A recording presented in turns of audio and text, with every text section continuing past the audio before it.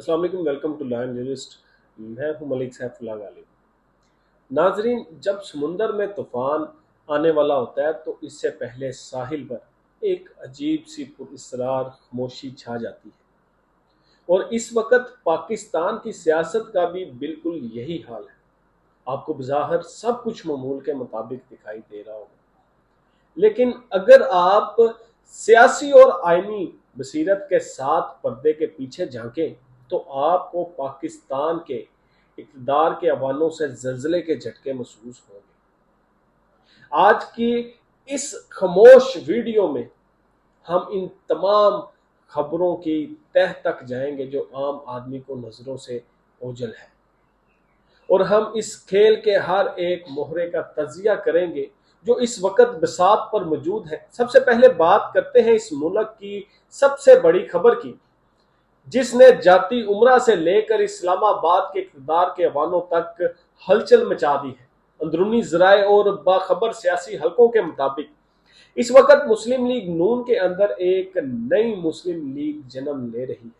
آسان الفاظ میں سمجھیے کہ جب کسی سیاسی جماعت کے اندر شامل لوگ اپنی ہی قیادت کی پالیسیوں اور بیرونی دباؤ کا سامنے بے بس ہو جاتے ہیں تو اندر ہی اندر ایک لاوا پکتا ہے۔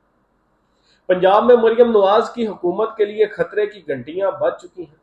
لاہور کے ایک معروف فارم ہاؤس میں پہلے 25 ایم پی ایز کا ایک گروپ خاموشی سے اکٹھا ہوا، اور اب یہ فارورڈ بلاک اتنی طاقت پکڑ چکا ہے کہ کسی بھی وقت عدم اعتماد کی تحریک کے ذریعے پنجاب میں حکومت کی تبدیلی لائی جا سکتی ہے۔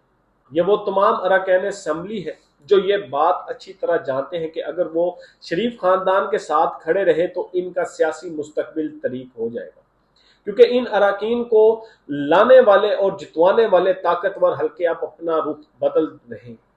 طریقہ کار بالکل واضح ہے، پہلے پنجاب میں مریم نواز کو فارغ کیا جائے گا، اس کے بعد یہی فارمولہ وفاق میں شہباز شریف پر آزمایا جائے گا، اور شریف خاندان کو ہمیشہ کے لیے بنیادی سیاست سے سائیڈ لائن کر دیا جائے گا۔ یہی وجہ ہے کہ شریف خاندان اس وقت شدید خوف اور بکھلاہٹ کا شکار ہے، اور ان کے اندرونی اجلاسوں میں اب لڑنے کی بجائے راہ فرار اختیار کرنے کی باتیں ہو رہی ہیں۔ اب سوال یہ پیدا ہوتا ہے کہ اس نئی مسلم لیگ کی قیادت کون کرے گا، اور یہ پورا نیا نظام کیسا دکھائی دے گا۔ تحقیقاتی ذرائع کے مطابق اس نئے سیاسی ملاب میں علیم خان جیسے کٹ پتلی اور مالی طور پر مستحکم چہرے اہم کردار ادا کریں گے، اور پلان یہ بنایا گیا ہے کہ پرانے اور گھسے پٹے سیاسی خاندانوں یعنی شریف خاندان اور زرداری خاندان کا سیاسی خاتمہ کر کے مارکیٹ میں ایک نیا اور فریش مال لایا جائے گا۔ اس کا سب سے بڑا حصہ ملک کو نئے انتظام میں ڈالنا ہے، یعنی پنجاب اور دیگر علاقوں کو تقسیم کر کے 3 سے 4 نئے صوبے بنائے جائیں گے، اور ان صوبوں کی بنیاد پر نچلے درجے کی سیاسی قیادت اور اس نئی مسلم لیگ کے لوگوں کو طاقت میں حصہ دیا جائے گا، تاکہ عوام کا دھیان اصل مسائل اور آئینی بحران سے ہٹا کر انتظامی صوبوں کی طرف موڑ دیا جائے۔ یہ ایک ایسا کھیل ہے جہاں پرانی مہروں کو پھینک کر نئی مہریں سجائی جائیں گی، تاکہ نظام کا کنٹرول مکمل طور پر اپنے ہاتھ میں رکھا جا سکے۔ ناظرین، اب آئیں اس قانونی اور آئینی بوم کی طرف جو اس ملک کے پارلیمانی نظام پر گرانے کی تیاری کی جا رہی ہے۔ آپ نے اکثر اخبارات اور قانونی حلقوں میں 1973 کے آئین کے آرٹیکل 48 کا چرچا سنا ہوگا، جو کہ وزیر اعظم کو یہ اختیار دیتا ہے کہ وہ ملک کے کسی بہت اہم قومی معاملے پہ براہ راست عوام سے ریفرینڈم یا عوامی رائے لے سکتا ہے۔ لیکن اس آئینی شک کے پیچھے چھپا اصلی مقصد یہ رچایا جا رہا ہے کہ ملک میں آئندہ 10 سال کے لیے صدارتی یا مارشل نما صدارتی نظام حکومت قائم کرنے کے لیے ریفرینڈم کرایا جائے۔ عوام کے سامنے ایک ایسا سوال رکھا جائے گا جس کا جواب حقیقت میں اس ملک کے پارلیمانی جمہوریت کے خاتمے پر مہر ثبت کرے گا۔ آئین کو اپنی مرضی سے موڑنے، پارلیمانی اختیارات کو سمیٹنے اور تمام تر پاور سیکٹرز کو ایک ہی ہاتھ میں مرکوز کرنے کی قانونی اور دستاویز تیار کی جا چکی ہے، اور دکھ کی بات یہ ہے کہ ملک کے کچھ بکے ہوئے قانونی ذہن اور جج اس عمل کو آئینی تحفظ دینے کے لیے تیار بیٹھے ہیں۔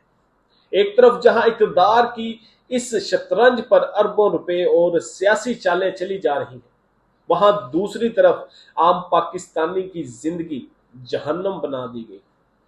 سوات کے پولیس اسٹیشن پر ہونے والے خودکش دھماکے ہو یا بلوچستان کے ضلع کھارا میں تھانوں کو لگائی جانے والی آگ، یہ صرف خبریں نہیں ہیں، یہ اس ملک کی سیکیورٹی اور انتظامی ڈھانچے کی مکمل ناکامی کا ثبوت ہے۔ سوات میں 7 پولیس اہلکاروں اور 10 عام شہریوں کی لاشیں گری۔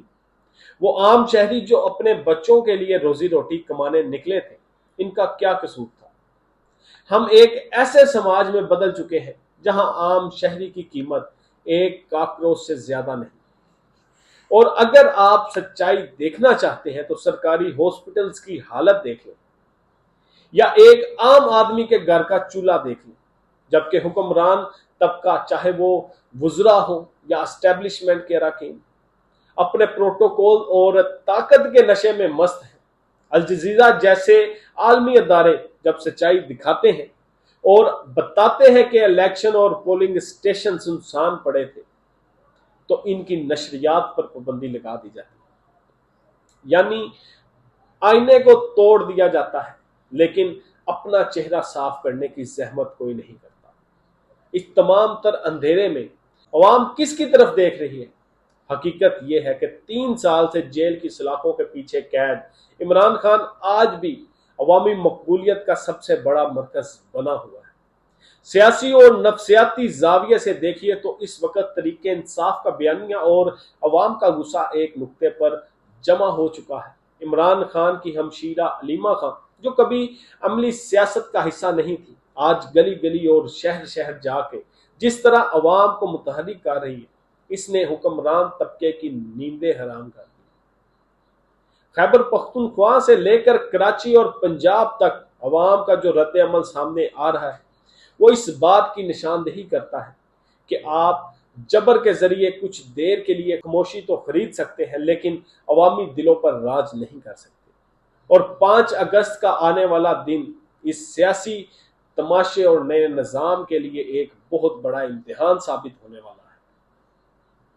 ناظرین، آج ہم تاریخ کے ایک ایسے موڑ پر کھڑے ہیں جہاں 1973 کا آئین پاکستان کی پارلیمانی جمہوریت اور 25 کروڑ عوام کا مستقبل داؤ پر لگا ہوا ہے۔ اگر 1973 کا آئینی معاہدہ، جو اس ملک کو جوڑنے والی وہ زنجیر ہے، اس کو اپنی ذاتی انا اور 10 سالہ اقتدار کے منصوبوں کے لیے توڑ دیا گیا تو یاد رکھیے، اس ملک کے بکھرے ہوئے ٹکڑوں کو جوڑنا ناممکن ہو جائے گا۔ آج ہر بار ضمیر اور سمجھدار پاکستانی کو اپنے آپ سے یہ سوال پوچھنا ہوگا، کیا یہ ملک 25 کروڑ عوام کا ہے یا چند مخصوص خاندانوں اور جھنڈیلوں کی جگیر؟ کیا آئین اور قانون صرف غریب کو سزا دینے کے لیے ہے، جبکہ طاقتور کے لیے ہر آئین موم کی ناک بن جاتا ہے؟ اور کیا ہم یوں ہی خاموش تماشائی بن کر اپنے بچوں کا مستقبل اس نااہل اور ظالم نظام کے حوالے کرتے رہیں گے؟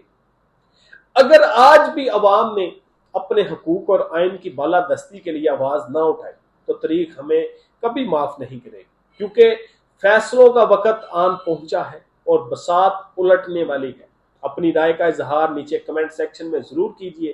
انشاءاللہ آپ سے اگلی معلوماتی اور تحقیقاتی ویڈیو میں دوبارہ ملاقات ہوگی۔ پاکستان زندہ باد۔